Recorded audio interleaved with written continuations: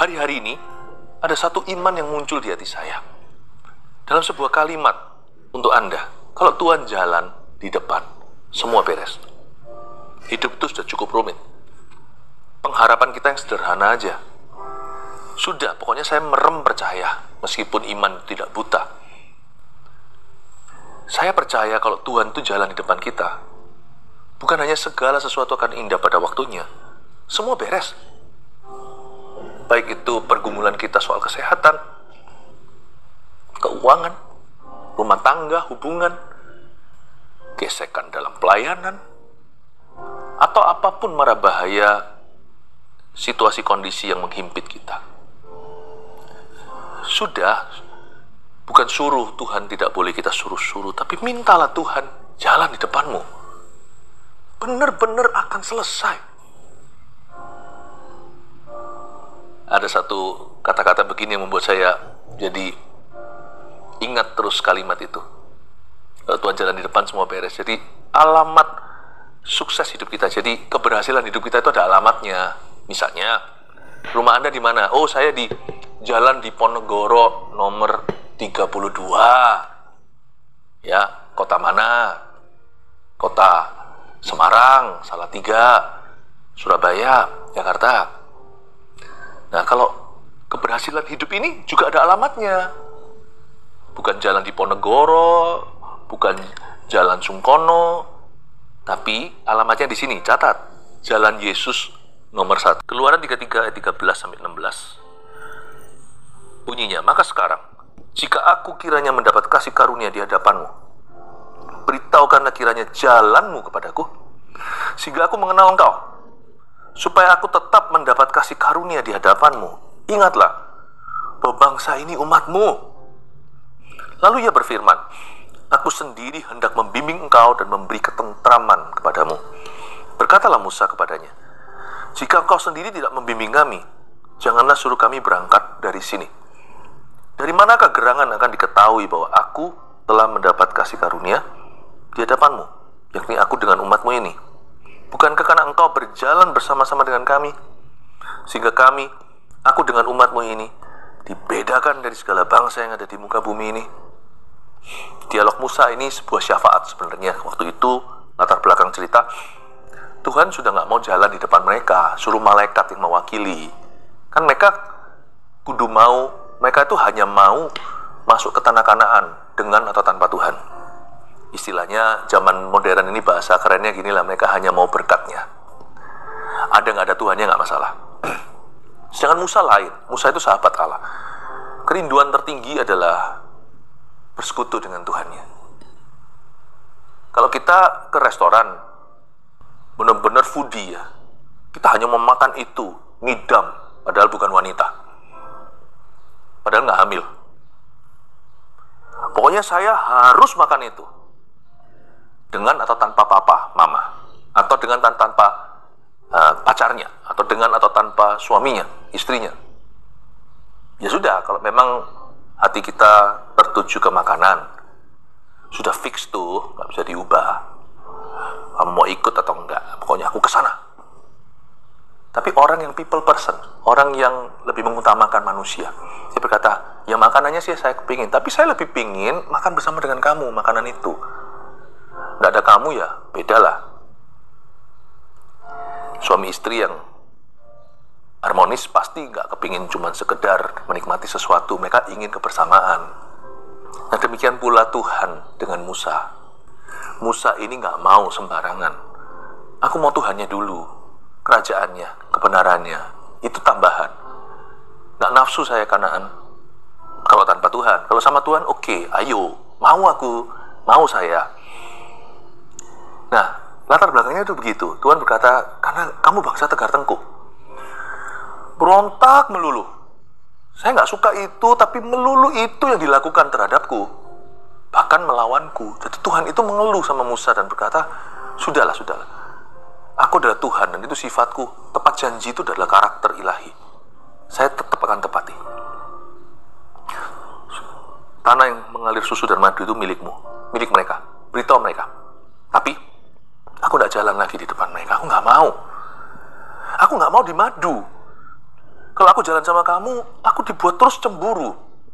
Lalu cemburunya disengaja lagi. Provokasi. Masa ilahi itu diprovokasi? Mana boleh kita? Kita ini kan manusia, harus tahu diri. Terus menerus Tuhan dicari gara-gara. Aku nggak mau, ini bukan hubungan. Ini bukan sebuah relationship bagi saya, kata Tuhan. Ya, jadi Tuhan berkata, ya sudah, aku dari sisiku aku nggak mau salah. Karena Tuhan itu hanya ada kebenaran. Di dalamnya tidak ada pertukaran bayangan. Tuhan itu tidak pelin-pelan, dan Tuhan itu orangnya sama luar dalam. Kalian mau kilaf, itu kalian. Kalian mau dosa, itu kalian. Ya sudah, aku tetap akan kasih apa yang kamu mau, yang pernah aku janjikan. Tapi aku sendiri tidak mau pergi bersama denganmu. Nah, di sini terus Tuhan dihampiri Musa. Lalu Musa berkata, ayat 13, maka sekarang, jika aku, kata Musa, kiranya mendapat kasih karunia di hadapanmu. Kata kasih karunia di hadapanmu itu, kalau aku dapat favormu. Jikalau aku adalah favoritmu. Ada kata favor dalam favorit. Jika Tuhan tuh senang sama aku, kalau Tuhan suka sama saya, kalau Tuhan tuh bahagia karena saya, ya, jikalau aku kiranya mendapat kasih karunia hadapanmu, menyenangkanmu, senangkanmu, hanya itu kerinduanku, menyenangkanmu, favor, senangkan hatimu, hanya itu kerinduanku. Kalau mau Tuhan jalan di depan, ya jangan sakiti dia. Jangan disakiti terus. Ya, kita harus ngerti Tuhan itu asli. Tuhan itu bukan benda, bukan barang. Meskipun dia adalah Allah, dia punya perasaan. Perasaannya itu tulus, namanya Kristus. Perasaan Tuhan itu lembut, sekalipun dia itu berkuasa. Jangan disakiti terus-menerus, apalagi dengan sengaja. Ditunda-tunda lagi, yang Tuhan berkata jangan, kita terus lakukan. Yang Tuhan bilang buang, kita eman. Kita sayangi itu. Nah, sampai kapan? Tuhan memang panjang, sabar. Tapi Tuhan tidak bisa abaikan dosa yang keluar dari hati yang bersikeras untuk melakukannya. Dan penuh alasan lagi kalau ditegur, kalau dikoreksi. Ya kan karena selalu ada alasannya. Maka sekiranya jika aku mendapat kasih karunia di hadapanmu, beritahukanlah kiranya jalanmu kepadaku. Itu bahasa halusnya lah, kerama inggilnya untuk minta Tuhan jalan sama dia. Beritahu aku jalanmu. Maksudnya kau jalan di mana, ya aku mau di situ. Persis di belakangmu berapa langkah. Sehingga aku mengenal engkau. Aku kepingin kenal Tuhan. Kenal Tuhan itu termasuk di dalamnya inklusif ya. Sudah satu paket tuh. Kenal apa yang Tuhan suka, apa yang Tuhan tidak suka, apa yang Tuhan cinta, apa yang Tuhan benci. Nah, kalau kita benar-benar mengasihi Tuhan, ya kita harus membenci yang dia benci. Kita cintai yang dia cintai. Supaya aku tetap mendapat favor atau kasih karunia di hadapanmu. Ingatlah Musa bersyafaat. Bersyukurlah untuk orang-orang bersyafaat dalam hidupmu ya. Dan kalau Anda bersyafaat untuk seseorang, tidak usah beritahukan orang itu. Ya, kecuali kalau ada pesan Tuhan yang Anda mau sampaikan. Ingatlah Musa bersyafaat bahwa bangsa ini umatmu. Nomor 1 tulis dulu, ya, kalau Tuhan jalan di depan, kita harus buang segala dosa yang mendukakan hatinya. Jangan ditawar. Kalau memang kita mau jalan sama Tuhan, ya jangan sakiti beliau. Tapi Pastor Philip, aku masih jatuh bangun dalam dosa gimana? Aku masih punya kelemahan. Loh, itu lain cerita. Bukan berarti berdosa itu oke. Bukan. Tapi kan Anda bergumul, melawan untuk bebas, dan bukan berjanji, tetapi Anda berdoa supaya Anda tidak mengulangi. Bukan dosa yang Anda banggakan, yang Anda kasih dan bubuhkan alasan-alasan supaya dosa itu bisa diterima, justification atau pembenaran. Bukan deh. Apalagi yang suka gembar-gemborkan sama teman-temannya, kamu tahu nggak aku lakukan apa? Padahal dia Kristen. Bukannya gituan. Anda bergumul dengan kelemahan, minta tolong.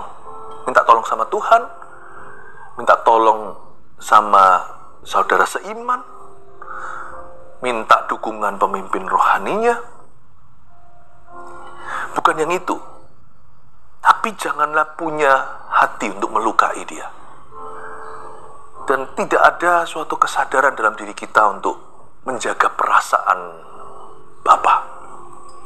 Kalau Tuhan jalan di depan, ya kita harus buang segala dosa yang mendukakan hatinya. Konteksnya jelas. Tuhan hampir aja delegasikan tempatnya dalam hidup. Tempatnya Tuhan di dalam hidup umatnya kepada malaikat. Aku gak mau jadi Tuhannya. Sudahlah, kita pisah baik-baik. Allah Maha Sabar ini bukan lagi dia itu quit, bukan dia itu menyerah atas kita. Tapi dia tidak bisa pungkiri dan sangkali hakikatnya. Dia tidak bisa tidak jadi Allah. Dia tidak bisa tidak jadi kebenaran. Roh Kudus di dalam diri orang percaya tidak bisa jadi roh yang tidak suci. Lama-lama Anda dan saya harus milih. Pilih Tuhan atau pilih setan? Pilih dosa atau pilih hadirat Allah, karena dosa memisahkan kita dari Tuhan. Kalau kita nggak bisa pilih dan terus pelin-pelan dan terus menerus tunda-tunda ketaatan, baiklah, Allah yang panjang sabar ada satu titik akan memilih untuk Anda. Tuhan akan berkata, baiklah, aku tidak akan berjalan bersamamu. Jangan cobai Tuhan Allahmu. Sedih ya cerita ini, tapi untung hari itu Musa bersyafaat begini. Ingatlah bahwa mereka adalah umatmu, alias kasih kesempatan lagi kalau perlu terakhir kali. Jadi konteksnya udah jelas. Kalau kita nggak bisa pilih, terakhir Tuhan yang akan memilih untuk Anda. Baiklah,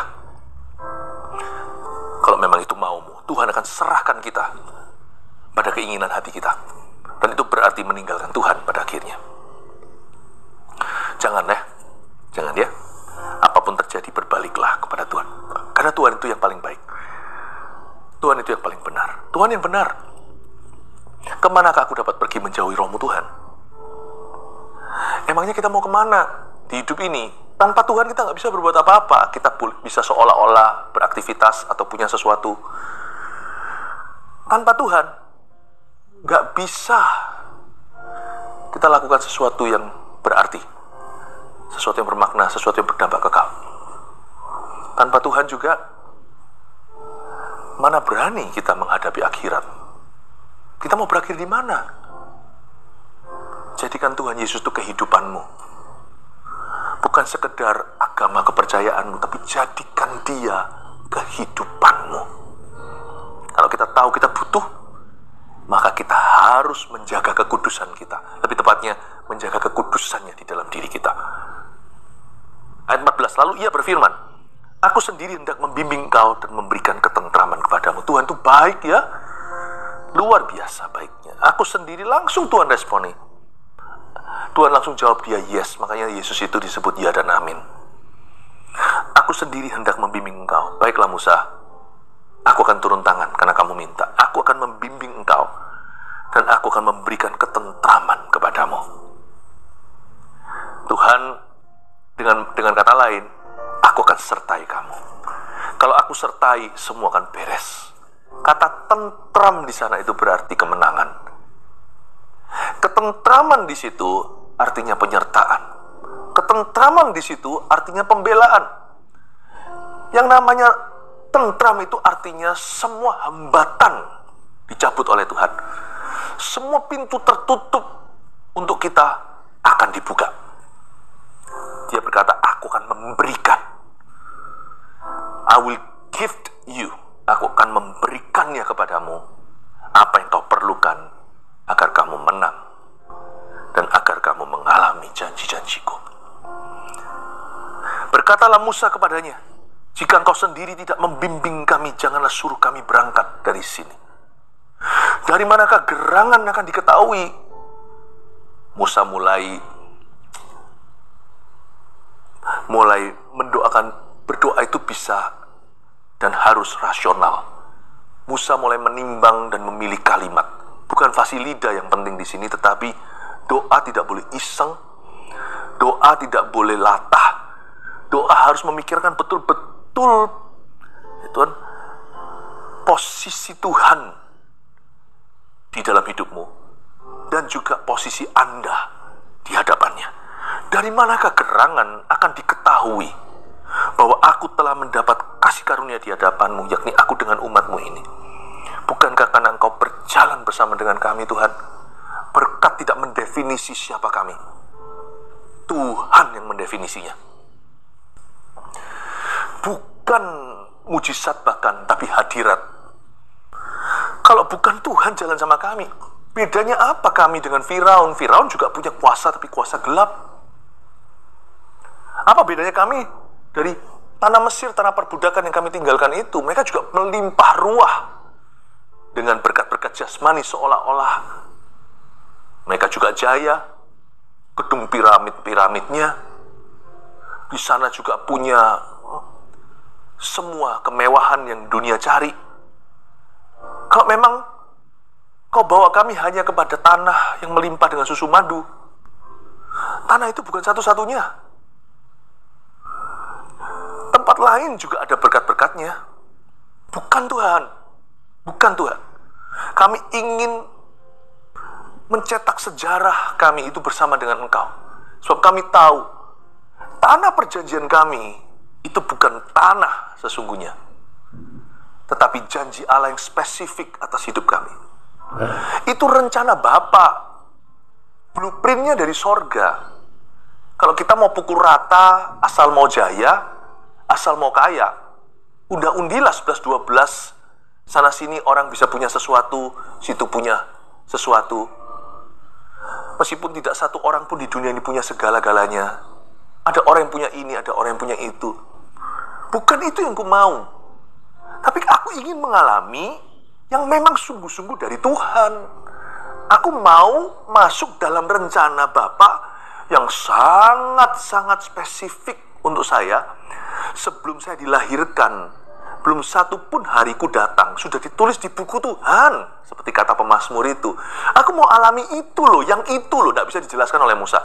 Pokoknya yang itu loh, yang memang itu ya untuk Musa. Sebelum Musa dilahirkan, bahkan sebelum aku waktu bayi atau orok itu ditaruh di sebuah keranjang, lalu floating mengambang di sungai Nil, sebelum ditemukan oleh putri Firaun. Aku mau itu loh, pokoknya janjimu untukku. Karena Tuhan yang menciptakan saya. Tuhan itu juga yang tahu tujuan hidupku. Dan Tuhan juga tahu hari matiku. Aku tidak mau asal punya sesuatu di hidup ini. Aku mau alami apa yang telah kau takdirkan dari semula untuk hidupku. Dan aku mau juga bangsa yang kupimpin, jemaat yang kubimbing, mengalami yang sama. Masuk dalam rencana Allah. Dan hanya Tuhan yang bisa bawa kami ke tanah perjanjian tersebut. Tahukah hari ini, keluarga Saat Teduh, Anda juga punya tanah perjanjian. Tanah perjanjian itu bukan berapa banyak uang di bank. Ya, di akun Anda itu berapa banyak money-nya atau uangnya. Atau berapa banyak followersnya. Atau pencapaian-pencapaian dunia. Bukan. Tahukah bahwa Anda punya tanah perjanjian yang sangat specifically you, yang sangat especially for you, yang benar-benar satu-satunya orang sejak Adam dan Hawa yang bisa hidupi hidup Anda ya cuman Anda. Dan Tuhan punya rencana, dan Tuhan punya blueprint dari sorga. Seperti sidik jarimu beda dengan orang lain, termasuk dengan kembar siammu jikalau Anda anak kembar. Allah punya sesuatu yang sungguh-sungguh dari sorga dicatat hanya untuk Anda. Dan itu tanah perjanjianmu. Itu maksud ilahi Allah atas hidup Anda. Itu adalah rencana Bapa yang sangat-sangat detil tentang Anda. Dan suatu hari waktu semua kitab dibuka, termasuk kitab kehidupan, jangan sampai kita itu kecele masuk ke akhirat. ternyata semua rencana Tuhan tidak terjadi atas hidupmu, Anda hanya memperoleh dunia. Buat apa memperoleh seluruh dunia kalau Anda kehilangan nyawa Anda? Bahkan kalau kita masuk surga hanya seperti orang yang seolah-olah lolos dari api, tapi semua kerjaannya hangus terbakar karena terbuat dari jerami. Anda akan dan saya akan gigit jari masuk ke gerbang surga itu. Tuhan terpaksa harus lap-lap air mata kita karena nangisnya banyak. Karena Tuhan berkata harusnya rencana Tuhan itu seperti ini loh. Kamu cuma alami 1/4 atau setengah, atau bahkan sama sekali tidak. Dan kita masuk ke dalam alam yang baka itu tanpa mendapat upah, tanpa mendapat mahkota. Hanya cukup terselamatkan. Coba bayangkan. Apa yang saya katakan tadi itu semua term-term firman Tuhan. Coba bisa Anda imajinasi. Tanah perjanjianmu itu kalau nggak kesampaian gimana? Tujuan ilahi atau dalam bahasa Inggrisnya destiny. Ya, destiny. Saya tahu hari ini dalam bahasa Inggrisnya I was destined to be a preacher.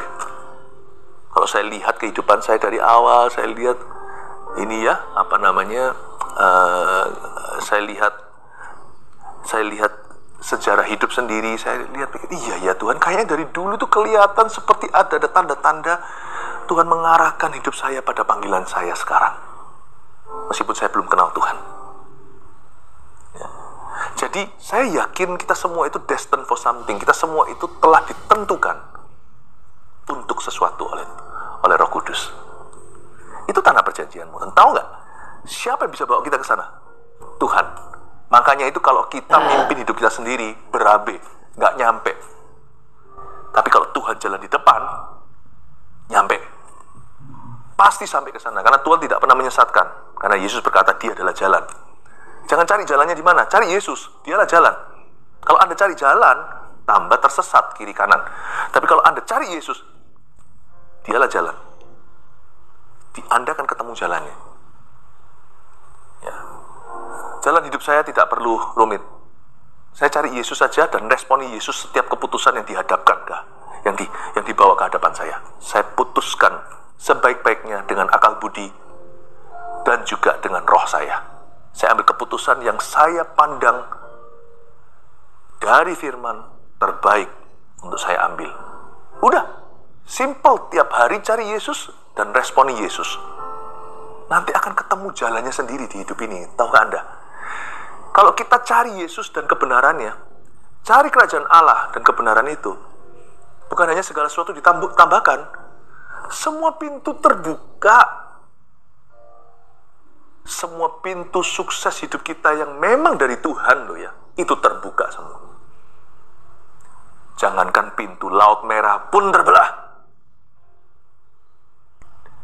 Dia buka jalan saat tiada jalan. Ingat lagu itu? God will make a way. Tuhan membuka jalan saat tiada jalan. Kalau Tuhan sudah tentukan kita jalan dalam ketaatan, nurut tiap hari sama Roh Kudus, biar Tuhan jalan di depan. Dia buka jalan. Bahkan saat tiada jalan. Bahkan ketika musuh-musuhmu menutup jalanmu. Sebab apa yang Tuhan buka, siapa bisa menutupnya? Bila kau membuka pintu, siapa dapat menutupnya?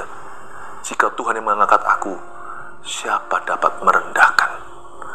Bukankah itu ada dalam lagu yang juga kita nyanyikan di gereja? Saya dorong Anda untuk punya komitmen ini. Udah, jangan cari jalanmu sendiri, cari Yesus dan buat keputusan yang benar dan baik dalam hidupmu. Saya percaya Dia akan buka jalan dan semua pintu kita. Nomor 2, dicatat dulu, kalau Tuhan jalan di depan, Dia akan buka semua pintu dan jalan kita. Tentunya Musa masih belum lama bisa nostalgia apa yang terjadi di Laut Merah. Ini kan Keluaran pasal 33. Barusan berapa pasal sebelumnya, ya, Musa itu menuntun bangsa Israel keluar dari Mesir, tanah perbudakan. Dan rintangan ke-1 waktu dihadapi adalah Laut Merah yang ngeblok jalannya. Ya bukan ngeblok sih, ya memang gak ada jalan. Itu cerita hebat loh. Itu bukan Tuhan buka jalan loh, itu Tuhan cipta jalan, karena laut bukan untuk dijalani.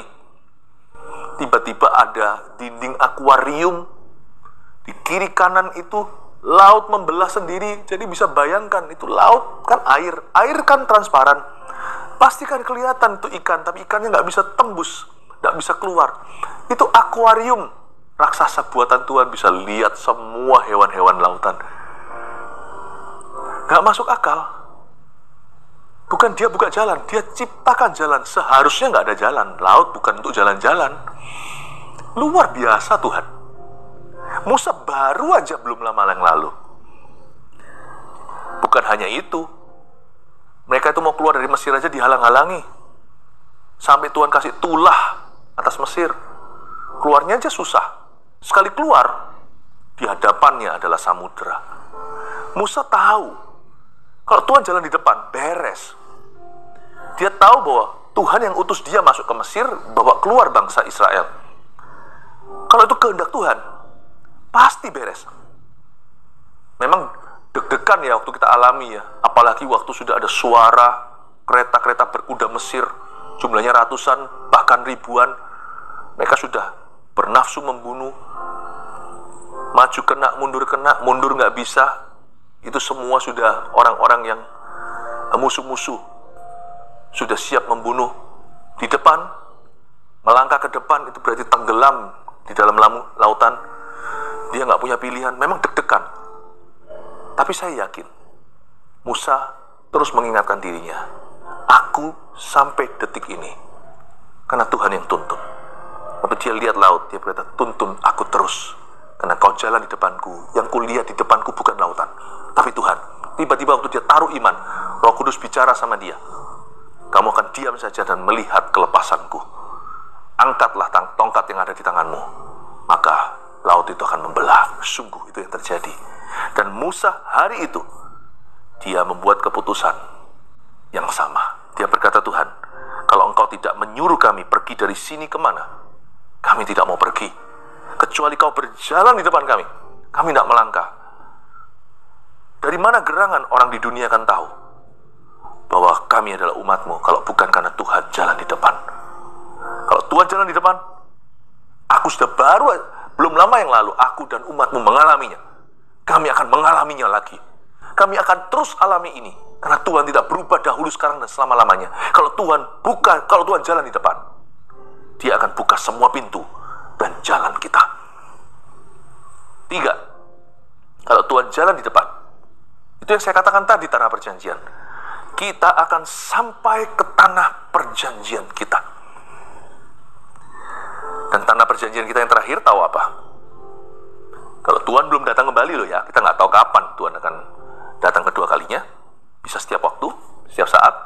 Hanya Tuhan yang tahu, hanya Bapa yang tahu. Tapi kalau Tuhan belum kembali, kita mati, tanah perjanjian kita adalah sorga. We want to finish well. Dan kita tidak bisa finish well, kita tidak bisa akhiri perlombaan iman kita kalau Tuhan tidak jalan di depan. Kalau Anda yang jalan di depan dan Tuhan harus turuti kemauanmu, kita jadi pemimpinnya, Tuhan jadi budaknya, jadi pembantu, atau Tuhan jadi hambanya kita, hidup kita pasti akan salah. Salah di sini, salah di akhirat, salah semua. Tapi kalau Tuhan jalan di depan, saya yakin kita semua akan finish well. Kita semua akan bisa mengakhiri pertandingan iman kita suatu hari dengan gilang gemilang dan menang. Saya yakin demikian pula kalau Anda dan saya izinkan pekerjaan, bisnis, profesi kita itu Tuhan jalan di depan, cari Tuhan. Doa dulu sebelum pergi ke kantor. Kalau kita punya kebiasaan dan disiplin yang tinggi untuk selalu mendahulukan Tuhan, saya yakin hasilnya tidak akan mengecewakan. Anda akan melihat tangan Tuhan nyata menuntun Anda. 3 poin sini dicatat baik-baik. Inilah iman yang saya bagikan. Kalau Tuhan jalan di depan, kita harus buang segala dosa yang mendukakan hatinya. Jangan lupa, dan jangan Anda tunda. Percayalah, semua ketaatan yang tertunda adalah kemuliaan yang tertunda. Semua ketaatan yang kau tunda adalah berkat yang tertunda. Semua ketaatan yang ditunda-tunda adalah kemenangan yang tertunda pula. Kalau Tuhan jalan di depan, nomor 2, Dia akan buka semua pintu dan jalan kita. Kalau Anda menghadapi jalan buntu, kuatkan hatimu, sebab sebentar lagi Tuhan akan buka pintu. 3, kalau Tuhan jalan di depan, kita akan sampai ke tanah perjanjian kita. Oh haleluya. Siapa di sini mau menggandeng Roh Kudus? Angkat tangannya, katakan, peganglah tanganku Roh